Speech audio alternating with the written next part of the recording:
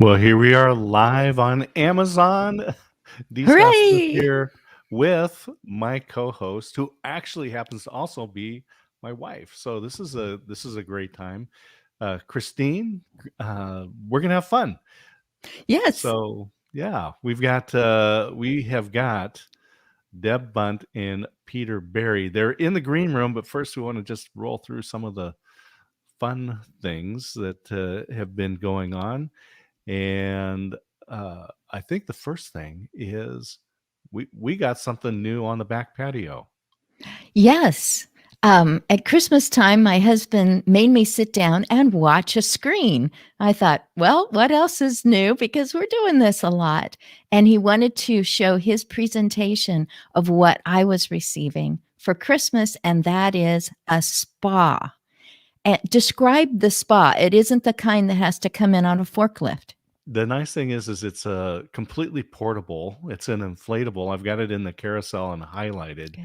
And I didn't know. I've never been around a portable spa before, but I know we've used them in other people's houses and at hotels and so forth. And this one came out, and honestly, it's set up in just a few minutes, probably maybe like 10 minutes for me to get it going. I was surprised. It was just, I already could see what it was like. The instructions were very clear. Yep. And then it just took a little bit of time to fill it up with water. And then it was essentially overnight for the heater to kick in. 104 degrees Fahrenheit. Perfect. Yeah. All right. Well, that's I just want to give people opportunity because our family has been enjoying it. Sometimes in the morning, everyone's asleep. I'm up early.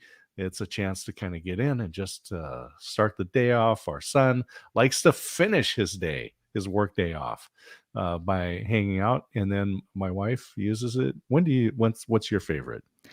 I slip into a hot bath as my reward. And then it got to the point where I kept thinking, no, I should do one more thing. So now I just slip into it before I hit the day. So Perfect, thank you. perfect. Hey, we also, we've been doing more live streaming. You've been doing a lot of live streaming now. And in fact, you've got a new group that you're working with, the Daughter Circle, right? Daughterhood. Oh, there we go. So, I have been meeting my co-host, my co-leader, who is 1,000 or more miles away. And she and I have had different platforms that we've been meeting on. And she is about 40 years younger than I am. And it is just a dynamic gathering. So yes, Daughterhood Circle, we'll be soft launching that soon and then going full into it in February. And it just has to do with caregivers being able to meet, nobody's being recorded, and you get to just talk about how it's going, caregiving, family, multi-generations in homes, giving each other support, advice, just a listening ear. It's perfect. It's good. And It's good. It's needed. and this is all remote. It's all video conferencing, and so some of the questions that I've been getting is, what about the equipment that you're using? Because people want to know what they should use, and I'll just say you sound great. And you're using the Samson microphone, which is both USB and XLR analog, but we're using it as the USB, and you Mm. sound great. Yes, it really works for me, and you received this boom that I'm using that Hmm. just adjusts all different directions. It's been great. Some people have been complimenting me because I used to hide the microphone, pretending like somehow my voice just gets to you. And now I've brought it over so that I'm not leaning in or leaning out of the frame to talk to people. And so, that is our world. Certainly used to be, but now from now on for a lot more people is get that Yeah. microphone there and sound clear and good and sound closer to Hmm. each other. That's right. So, yeah. Yeah, and so yeah, we're both using the T20 boom arm from Toner, which is also in there, and then you're using a combination between the Navomo's flexible light ring. So we've got that highlighted in the Mhm. carousel. You're also using the Toner light ring. So between the two, you have nice, good light. The boom arm. I did have this Toner XLR condenser mic, which I used for a while. One of my favorites is the MXL 990, and they come in different colors. They even come with LED lights that light up the screen if you're a gamer. And this is in the shock mount. But what I've been using recently is this Shure SM7B with a cloud lifter, and I really like the way that sounds. You do have to plug it into some sort of a converter between the analog to the digital. So Mm. we use the Focusrite Scarlett, but we just recorded you recently remotely using a handheld mic like the Samson there, and a Ceramonic little converter, the Smart Rig, and I use the Shoei light system. So with that, that kind of gives people an idea of what equipment that you and I are using when we're doing our live streams and that we're using right now. But with that, let's bring in our guests because um, Yay. we're just starting our day over here on the West Coast. But Peter and Deb, let's have you guys go ahead and introduce yourself and Yes. tell folks where you are and what is going on in your world. Yeah, hi everybody. Great to be here. My name is Peter Berry, and I was diagnosed with early onset Alzheimer's at the age of 50. And let's think, that was probably about 7 years ago now. We tried to, me and my wife and my friend Deb's here, we tried to go around the country and raise awareness about dementia and I suppose basically how to live well with dementia, which seems to be something that seems to be very easy to do, but many people like myself found it difficult. So we try to help others to understand and others to cope with their diagnosis. And I'm Deb, and I suppose I'm one of Peter's closest friends. I used to live in London, and my husband and I moved from London about 100 miles onto the east coast to retire. And then I met Peter, and I have spent the last 3.5 years cycling with Peter, writing 2 books about Peter with Peter's help, and just learning how to live well without dementia, but learning how to live in the moment. I will say 3.5 years, that wasn't one cycle ride. We broke it up into various different cycle rides. Good point. Otherwise, that'd be a very long ride. I would assume that Deb was already an accomplished author and writer, and she thought, I love my new friends and my new life 100 miles from where I used to be, but that may not be the true story. It's not the true story. I always wanted to be a writer.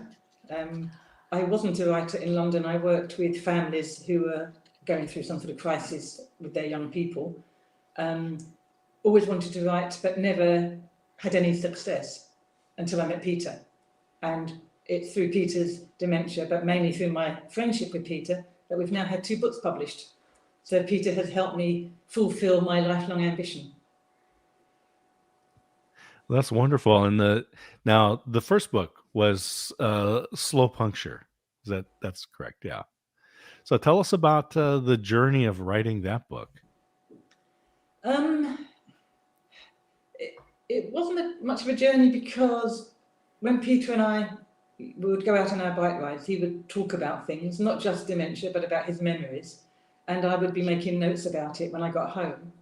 And Peter did so many incredible things in one particular year, so many events and charity events and bike rides. I thought I would just write a chronological account of that year, using his words where possible, and then using how I saw dementia and how my understanding of dementia grew through meeting with Peter.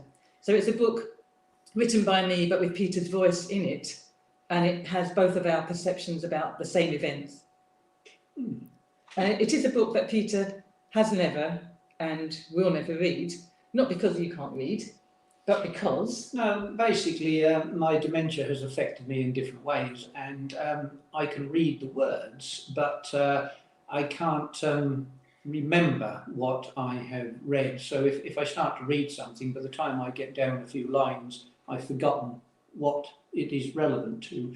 So it's quite bizarre having 2 books out that I have an idea of what's in them, because it's part of my life, but I don't actually physically know what's really in it. And that's quite a thing, really. It started off, I think, really with just us recording my memories for my family and for the future, really. And it just evolved into a book, helping people to understand dementia from the inside out a little bit. But I think one of the key things is it sort of shows the trust that Peter has in me to write about him.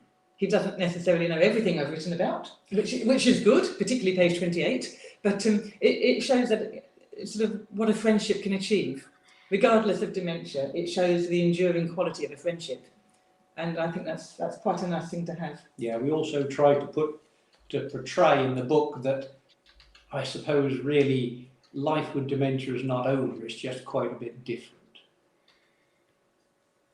It's like you've combined 2 cultures, and you know that you'll never fully be part of Peter's culture, or you won't be fully part of Deb's culture, but together there's an incredible richness coming together. I think how much better is that than to say, this is my path, I walk it alone. And that might actually be a segue to talking about the next. Has this book come out yet? Can people actually get your new book? Yes, I can. It's only available on Amazon. It's called Walk With Me, Musings Through the Dementia Fog. And it evolved because in the evenings, when Peter's tired, he has thoughts that come into his head, and he's been texting them to me for the last couple of years. And they're quite poetical and quite deep. And once he has sent them over to me, they've gone from him completely. So I've been compiling them, and we published it as sort of a poetry book with some photographs of our local area, and also with a sort of retrospective look back at the last year since the first book was published. And it is available on Amazon. If you type Walk With Me Bunt or Walk With Me Berry, the book will come up.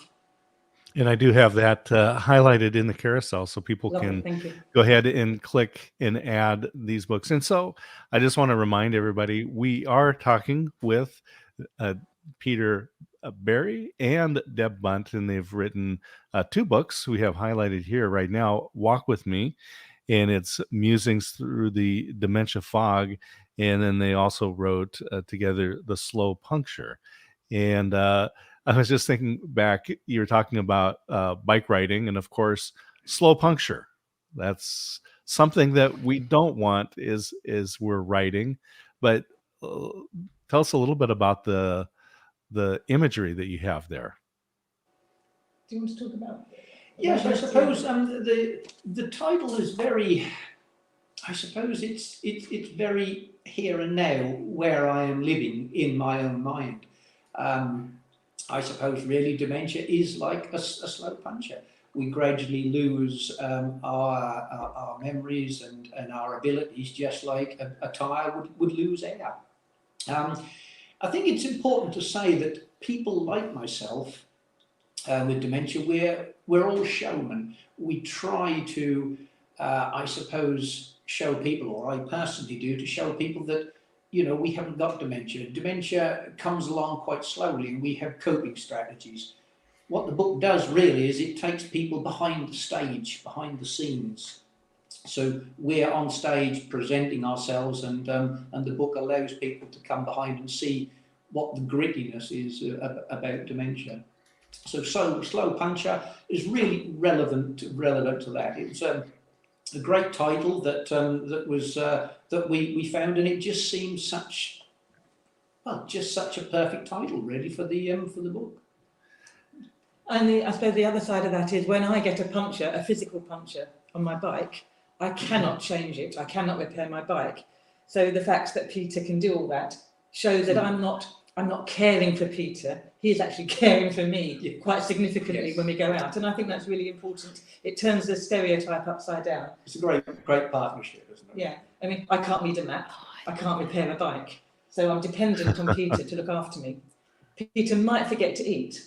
I will remind you to eat. So it's really equal. It's not a one-sided relationship at all. Well, I'll just say it's just the title of that book puts so much hope out there, because I think when people think of any kind of a diagnosis, a medical diagnosis like this, that we know is going to be a long-term dementia, Alzheimer's, that it's easy to be depressed maybe. But you put right in the title some great hope that's living well with dementia.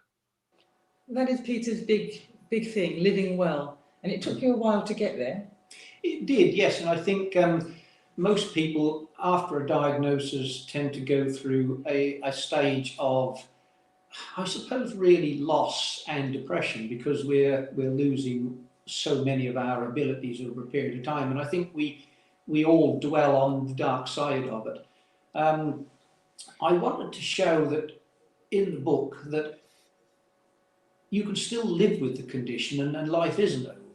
And I think that instead of people being depressed like I was for about 12 months plus, maybe somebody might read the book and they might come to the idea that, yes, if somebody like me, who's a normal guy, I'm nobody special, can live well with this condition, so can they. And to save, I suppose, to save maybe just one person from going to the places where I went personally, where I don't think anybody should have to go. And I think that that's sort of something that that I hope and really do feel that that the book is really what it's about for me, just to save others from their dementia monsters, I suppose, really.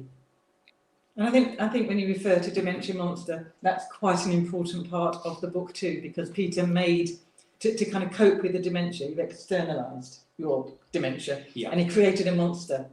And do you want to? You talk about it so much better than I do. Yeah, yes. The dementia was in my head, and I couldn't really physically do anything with it. But I made it into a little grumpy man that sits on the settee twiddling his thumbs, and he was in control when he was near me. When I was out on my bike, I was in control. I wasn't Peter with dementia, I was Peter riding the bike. So my dementia monster was then quite grumpy and upset because I wasn't there with him and he wasn't controlling my life. And living well with dementia doesn't have to be riding a bike hundreds of miles a month. It can be gardening, running, feeding the ducks in the park, having a cup of tea with a friend and a piece of cake. And that's so simple, but yet for some reason, we seem to go along this complicated journey to find that simplicity. And sometimes, like me personally, it took me actually 12 months and nearly ended my life to actually realise that, wow, this is actually simple. What am I doing, you know? I think that's something Apparently, Peter's taught me as well. don't go for the complex bit. Keep it simple, keep it straightforward, and it's a lot easier to deal with. Yeah, absolutely. Apparently, part of the dementia journey is being on Amazon Live. And this is not the only interview you have done. I've actually listened to you, Peter, talking and watched you talking in other venues. And Deb, you just posted in the last 24 hours. You said, well, we're back safe from Mumbai. And I jumped. We didn't obviously physically what? go to Mumbai. Yes, I had to read on. I was contacted by an organisation called Amicus Brain, and they do a lot of technology to assist with people with cognitive impairment. But this particular lady, Geeta, had been following Peter on his Facebook page, which we can talk about later if you wish, and really wanted to interview him because she wanted to spread the word about living well with dementia into India, which is where she was living at the time. So it was a sort of metaphorical journey to India, and now we're travelling to America. And then next week we're travelling up the road to a library. So that's what we do. Wow, you're having a life experience, and you two are coming together. You express it differently, but you express it as a duo, as co-authors. So is this a co-authored autobiography? Do you have a genre that each of these books fit into, or is this a whole new thing that's being created? I think the genre for the first one is memoir. That's what Outs authors have categorised it as. No, there's not really a genre for the second one. Poetry, I suppose. There seems to be, from what I can understand, a lot of books about people's personal dementia and caregivers from that side. So it seems to be, the journeys seem to be either about a person who has dementia or somebody who is caring for somebody with dementia. I feel as though this is a little different because it's viewing dementia from the outside in. It's somebody who had no knowledge of the condition, became great friends with somebody who had the condition, and it started a whole new journey.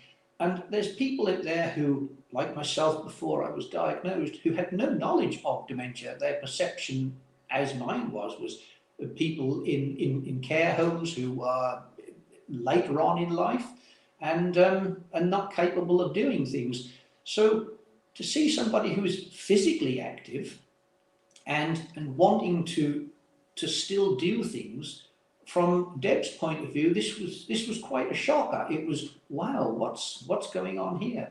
And I think she's learnt so much that has been detailed in the book that that others can learn from. And it doesn't wrap dementia up. It doesn't say, it's pretty. It does say it's ugly at times, but it also says that there are some fun bits in it. You can actually laugh at your dementia a little bit. You can actually have fun with it. And I mean, me and my wife, for instance, I get no end of things wrong, and I forget things, and we actually laugh. We actually poke fun at dementia. Now, we can do that because we have it as a family. So it's our diagnosis, so we're allowed to do that. But somehow poking fun at it and just lightening it a little bit just somehow makes it a less darker place. It makes it a little bit lighter. They always say the light at the end of the tunnel. Well, I find if I laugh at my dementia, A, the tunnel is shorter, and B, the light is a lot brighter. Deb, no wonder you wanted to write this. I love listening to what he's saying right now, and you're probably like, that's a good one too. He's a great person to write about. He just gives me the ammunition and I just fire it off. It works really well. I think the other thing I did want to say about having met Peter and how my perception on life has changed. I was a bit cynical when I left London and a bit sort of battle weary from my job.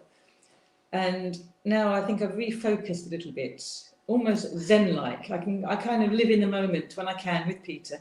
I can't worry about everything, although I quite often do, but I try not to. I've rejiggled in my head what's important in life and what I need to focus on, because we only get one shot at life. And I think that's kind of a Peter teaching, that just enjoy what you're doing, and then the next day will take care of itself, won't it? Absolutely. Just enjoy the moment. Yeah. And I think that was a really valuable lesson for me, because I was a bit wrapped up with kind of doom and despair. Deb, that's Dementia really can take wonderful. our yesterdays and it can take our tomorrows, but it can't always take our nows, and our here and nows and what we feel are still very important to people with dementia. And well, they are the bits that still make us tick, really, at the end of the day. You know, Deb, I can tell that, because oftentimes when people go through something that's very stressful, and obviously a medical diagnosis can be one of those things that's very stressful. What I found is that people go through these things, then kind of go one of two ways. One is they can be cynical or crazy, if you will, and the other is that you can come to a deep appreciation of life. And I think that's what we see here in you, and certainly through the books. Well, I certainly hope so, from my perspective, not just a sort of personal one of being a writer, but of kind of taking a little bit longer to think about what's important. And I think that is the journey I've been on, and I'm continuing to go on with Peter. I think. Yeah. It's dementia is a bit of a moving target, and it can be very difficult to hit the bullseye, even for the people living with it and for the people around us. We personally don't suffer with dementia. Well, I don't. I think the people around me do. And every now and again, you can just hit that bullseye, and you just got it right. And life is so good and so wonderful. And then maybe that afternoon or the next day, you just can't hit that target anymore, and life is not so good. But with people around us, we can still keep going, and we can still keep making life worth living. I can see that moving target. It applies to anything in life. If it's just a goal or a dream, the Olympics, the Winter Olympics are coming up. All these people are having moving targets, and we get to see their life on TV. They always do a lot of bio background. And I just wanted to ask a question about the kind of bike that you sometimes ride. You know which one I'm talking about. I do indeed, yes. As we call them in this country, the penny farthing. Can I hold it up? Will it show? Yeah, I don't know. It'll show it. There we are. Does that show? Big wheel at the front. Perfect. And a little wheel at the back. I think I'm fairly certain that some of my friends in a club that we have called the League of Ordinary Riders, in America, I think you call them the high wheel bicycle, I believe. But it's something that when I started this journey of living well, I cycled across the country here in England to raise awareness. And the second year that I did a challenge, I wanted to, I suppose, raise the bar a bit, take dementia to a different height if you want. And I decided to ride a penny farthing. I think it was 5 counties of Great Britain, 360 odd miles, I think it was. Not in one day. No, not in one day. No, over a few days. I just wanted to, I suppose, show people that people with dementia could still achieve things and could still learn new skills, I suppose, even though it was riding a bicycle, but it was riding a bicycle way up here as opposed to a normal safety bicycle. I still ride one today.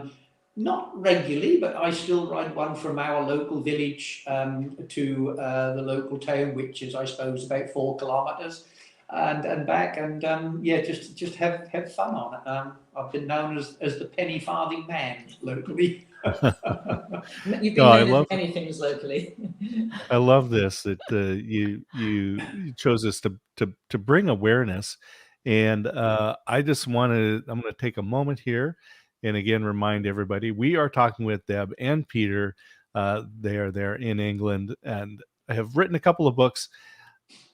Slow Puncture, and which is Living Well with Dementia, and Walk with Me, Musings Through the Dementia Fog. And also, you're a member of the ALDS Authors. I'm going to take a moment and play a little video because ALDS Authors is a nonprofit organization. And through the Amazon Smile program, if you sign up for that, and I'm telling everybody, sign up for it, sign up for Smile. And then when you make purchases, the nonprofit organization that you've chosen will get a donation as a percentage of from Amazon based on the purchases that you make. And so I'm going to show everybody a little video just on how to do that. You can support your favorite charities by using the Amazon Smile program. Go to smile.amazon.com, choose the button here on the upper left to select your favorite charity. Scroll down, put in the name of the charity, like ALZ Authors, and search. Once you've found the group, you can read about them. So here we have ALZ Authors, and it's a community of authors sharing Alzheimer's and dementia stories. Once you've found the charity, go ahead and click the Select button. And now your purchases will all go toward supporting your... Well, it's as if that little video froze up, but that's all right.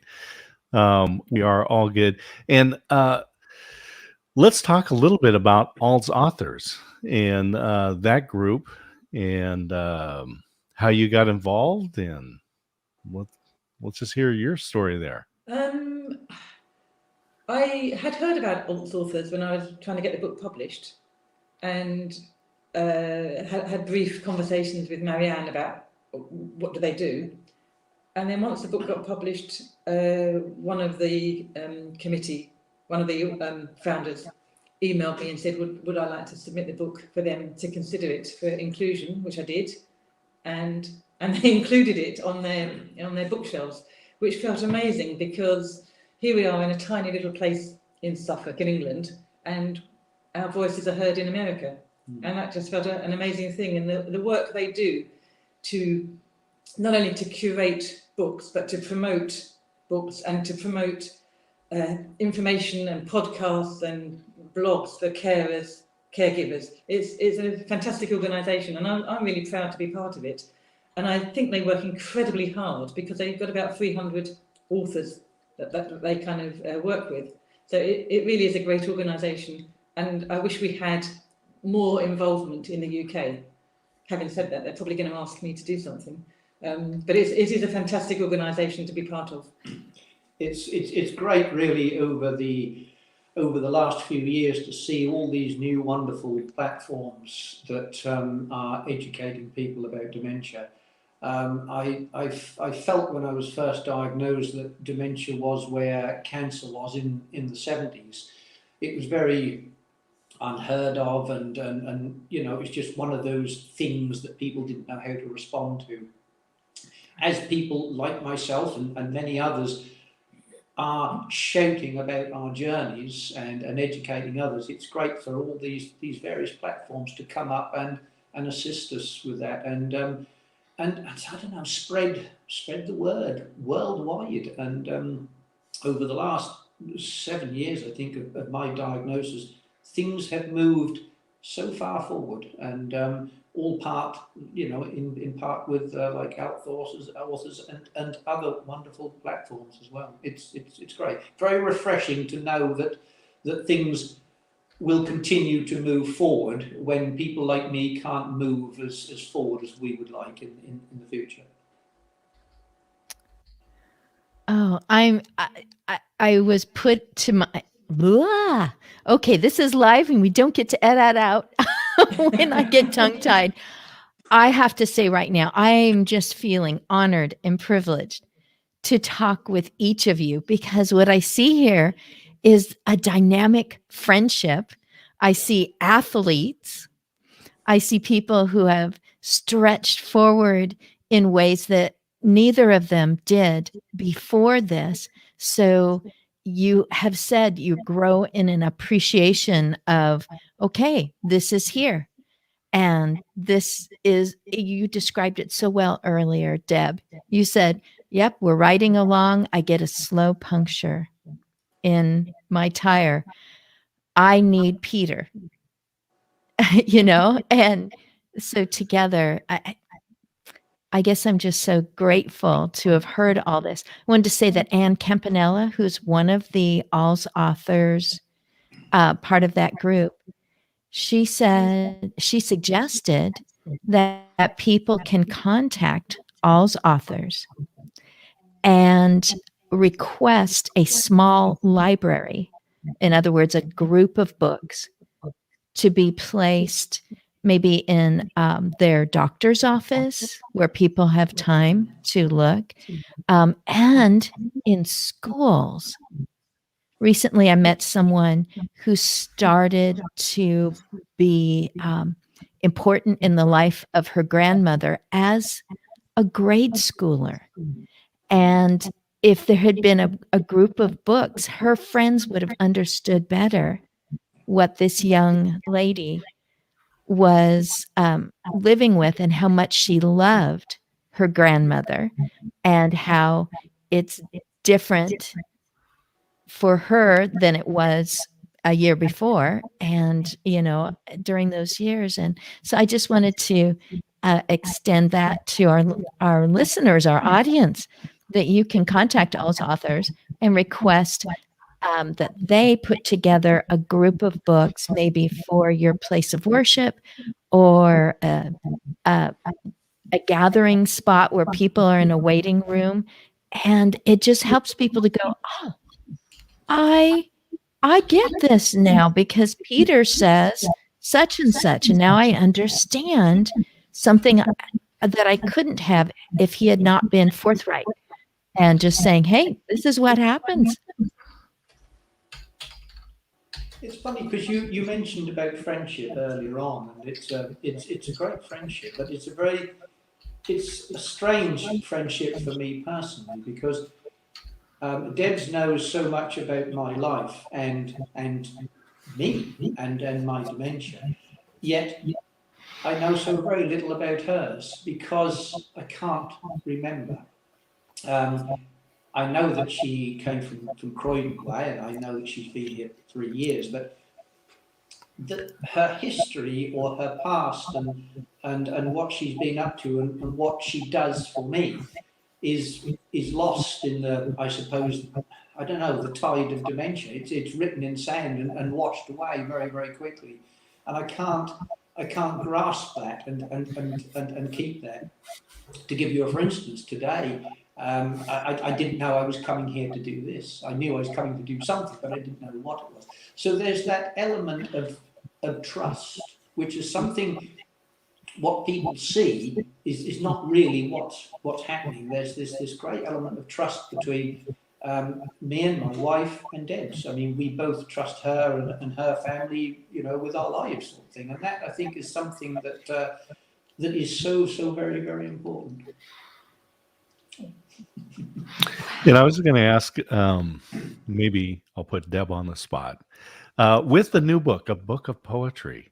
And I have always found it best that if the author is able to read some of their own poetry, they can put their own emphasis and we can actually hear your words. And I was going to ask, is there a passage that you would be able to read to us from the new book? Yeah, I would love to hear just a little bit and let people have a chance to hear these great words in the author's voice.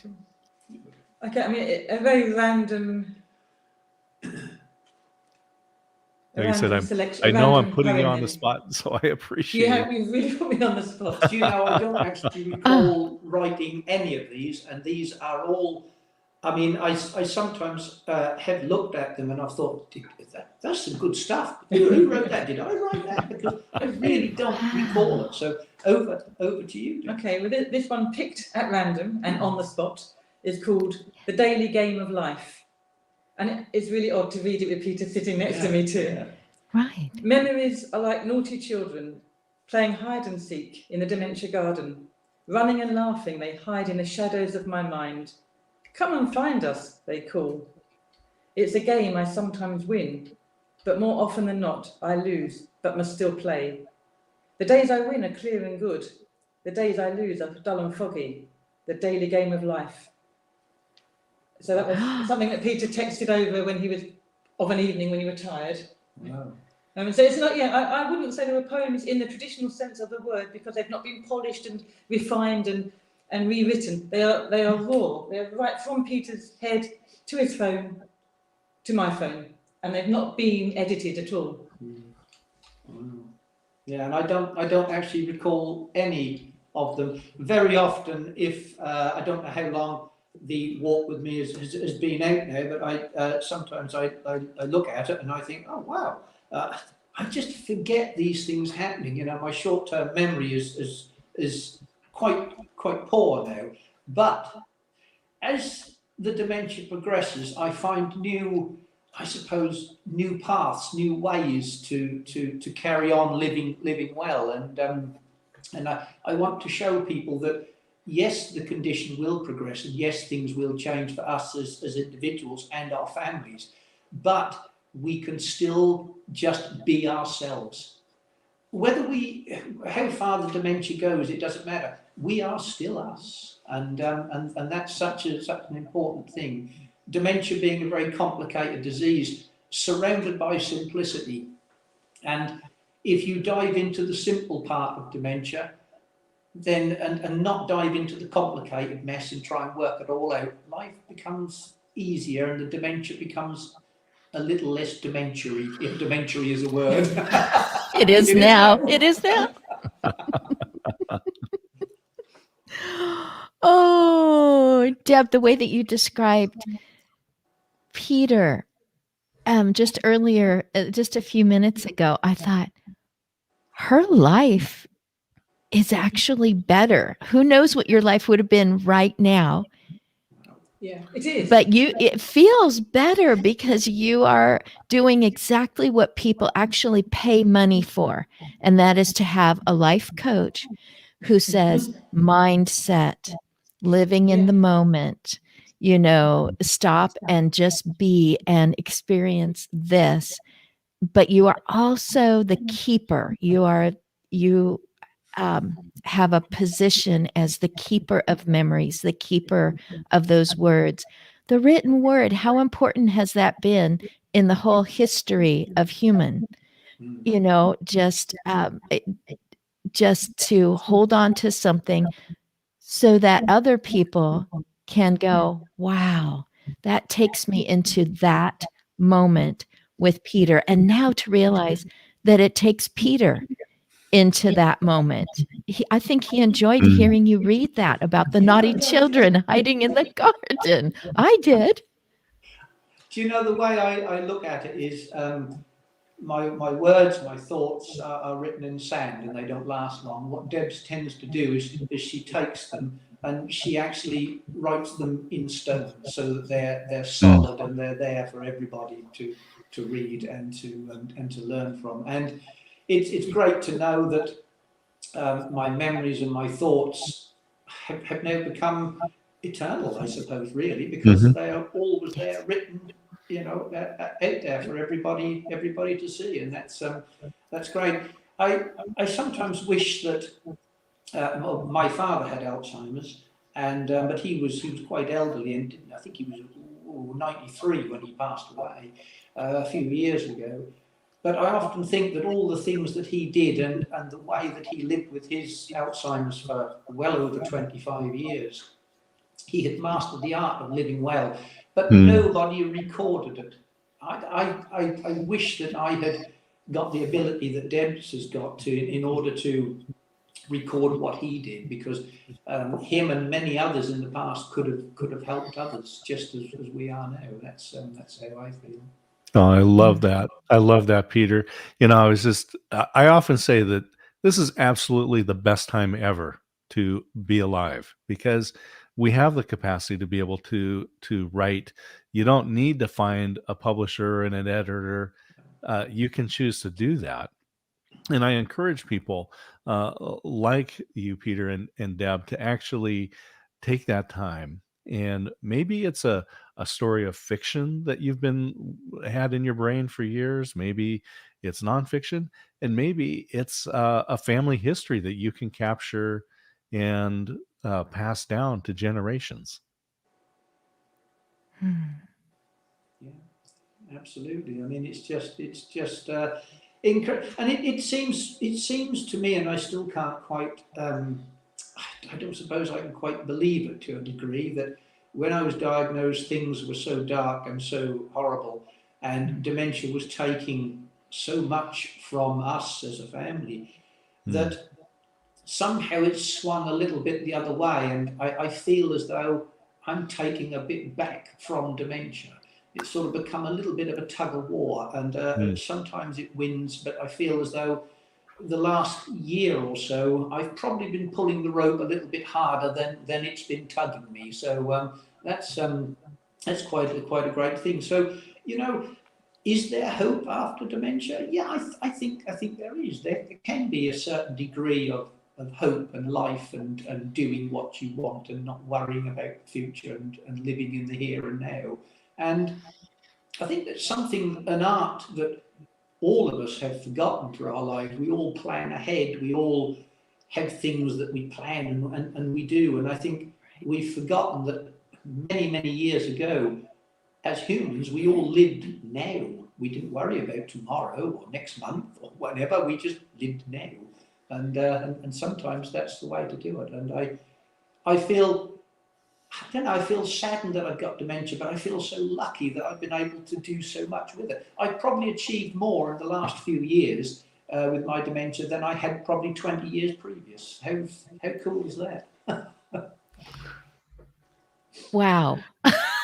And I would say I'm more fulfilled now than when I've worked all over the place. I even worked in New York. All my working life has not been fulfilling. I am fulfilled now. There's a tinge of sadness to it, obviously, because it's taken someone living with dementia to fulfill me. But I'm content. I enjoy my retirement. I'm busy. I enjoy what I do. I enjoy hanging out with Peter, cycling miles with Peter, and listening to him talk, because he has a lot to say. It's important to say that when you're diagnosed with dementia, it's like the doctor has a pebble with D written on it, and they're holding it just over the water. As soon as they give you that diagnosis, the pebble is dropped. It hits the water and it starts to ripple out. When it first hits the water, those ripples are quite, I suppose, small, short, but they're fast ripples. And that's where we get the depression, the problems, and all the badness. As it starts to ripple out, those ripples get less. They get more of little gentle waves. And I think that now I'm at that gentle wave area instead of the sharp ripples, which is what we had in the first place as a family. We have learned to walk with the condition and not fight against it. And I think that's a very important life skill, really, if I'm honest. And I can see why Deb wanted to write poetry, Peter, because of the imagery that you give here with the pebble in the water, and you've explained it so clearly, and talking about your words being written in sand, and she's writing them in stone, and stone, of course, becomes sand over time. Yeah. Well, my husband loves to read poetry. And he did at his mom's funeral, and he has a way with words himself. And this is a live moment that I'm experiencing with you. And I think, Deb, that you even spoke to retirement, people that think retirement after the party. This defined me, and that pursuit, that constant pursuit, and the energy that comes with pursuing something. And here you are going, I'm content, I'm fulfilled. People are like, where do I go to get this? And you went to a friend, and Yeah.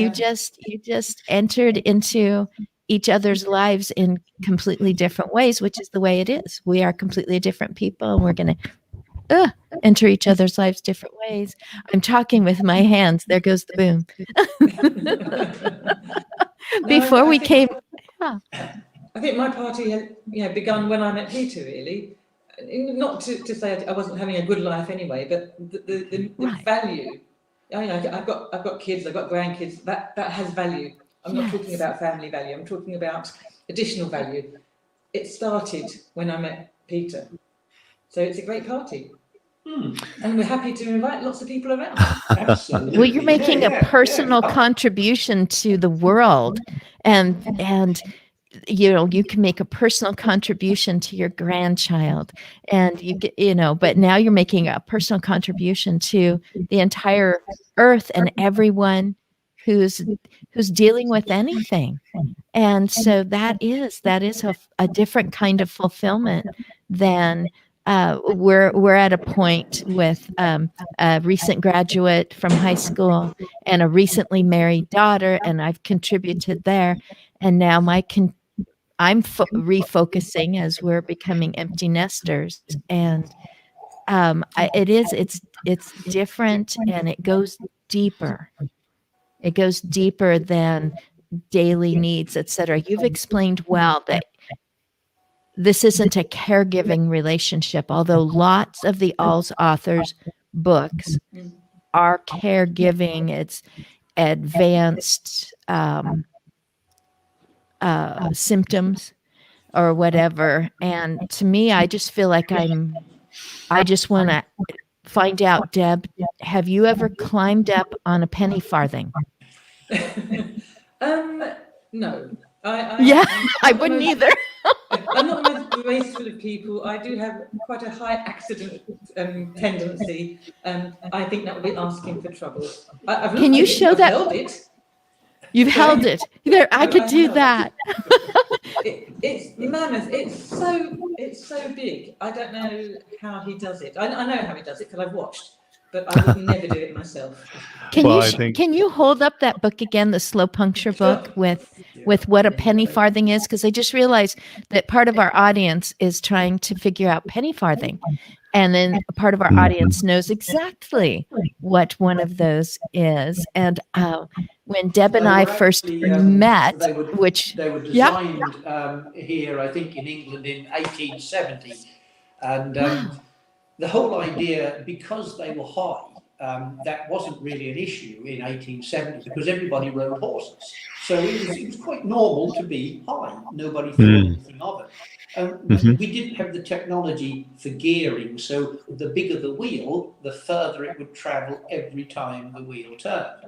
And so that was the reason. And of course, like I say, people riding horses, it was quite normal to be up there. But with the roads was in such bad condition that they soon came up with this wonderful idea of the safety bicycle with two wheels at the same size. So, Deb has a photograph here of you all. There we are. You can see how, with Peter posing next to it, you can see how big that front wheel is. It's mammoth. It's totally bonkers. Well, I'm just gonna as we're winding down here, I just want to say, Peter and Deb, thank you so much for joining us today. And I'm going to put this back up so people can see. This is the newest book. It's Walk With Me, Musings Through the Dementia Fog. And they also first wrote Slow Punctures, Living Well with Dementia. And it's just been just a pleasure speaking with you. I have to ask one question because I have been captivated by the art in the back, Cazelle, and I am kind of a fan of it's kind of funny because it's like we call it modern art, but it's like 100 years old. So can you say a moment about that? I spent a short time living in Poland in another life, and that was an exhibition I went to in Warsaw. I never heard of Casiel. I don't even know how to pronounce it, but I liked the picture. I'm So with it's you. there. And my I'm husband with does you. not like the picture, but it's staying there. I like. I just been captivated by it, so I had to ask. And so Slow Puncture and Walk with Me: Musings Through the Dementia Fog. Uh, as we wind down, I know this one just came out. I'm thinking there might be something else coming up. Do you have another book in the planning? Do we have another book in the planning? I think we never really ever had a book in the planning in the first place. So, you know what? It's very likely that number 3 could come along. One day when I'm not looking, Deb will present this book and say, hey, look what we did. And I'm going to say, wow, when did we do that? Or when did we do anything? You know, so you never know. But you know what, guys? Watch this space, follow our page, because dementia is a colourful journey. It's a great portrait sometimes, and we'd like you all to be part of our little dementia gallery, I suppose, really, hoping that you will all learn more about the condition. I love it. Well, Peter, take good care of her, because she said she's a little bit accident prone. So take good care of her, and I'm so glad that people can go into Amazon Smile, buy things for whatever reason, and can click All's Authors to receive a portion. And this is a nonprofit. These are a couple of people who came together and said, I wonder if there are other people writing what we're writing. And I'm so grateful. And it has blossomed to over 300 books that come from all different directions.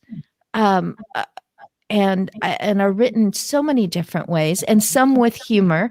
And we have been laughing out loud since we started this, even when we weren't on yet. And thank you so much, because that was something I needed to check off my list this week, is have I laughed out loud? Because it's so good. And you've taught us to just keep laughing and poke fun. I like that what you said, Peter, about poking fun with your wife, because it's something that's in your house, but it isn't all that you are. It isn't all that there is. I have loved this. I will let my husband talk. I just want to say thank you, Christine, for co-hosting with me today. Peter, just a joy to spend time with you today. And Deb, thank you. I just appreciate that you both have taken the time to share the story here. And I hope that we have a chance to do this again. Well, thank you very much for the opportunity. It's been absolutely wonderful.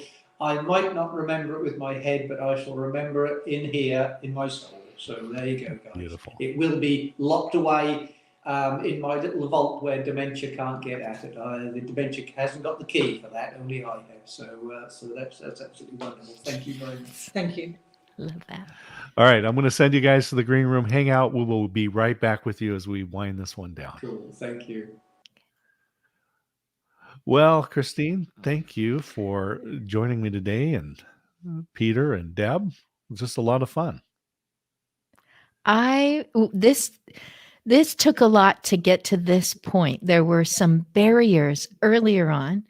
You and I did a 2-hour interview with a whole bunch of authors, and we missed out on that time with Deb and Peter. So they got their whole hour on their own. But what we've all done is just brought up that he said, it isn't just light at the end of the tunnel.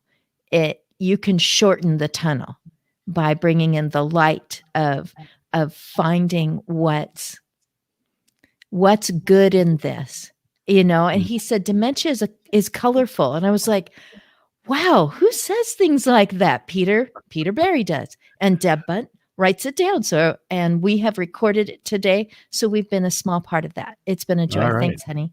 Well, we're going to wind it down. We'll just remind everybody that we have been talking with Deb Bunt and Peter Berry and their 2 books on Alzheimer's. Please click on those, add those to your cart.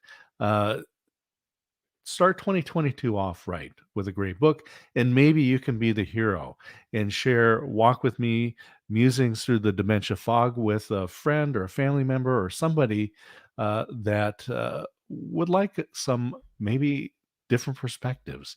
And also, Slow Puncture Living Well with Dementia is also a great book, and you can have those mailed directly to somebody that you know that would benefit from uh, some very positive perspectives on dealing with dementia. And with that, I am going to sign off. Thank you all for joining us here on Amazon Live.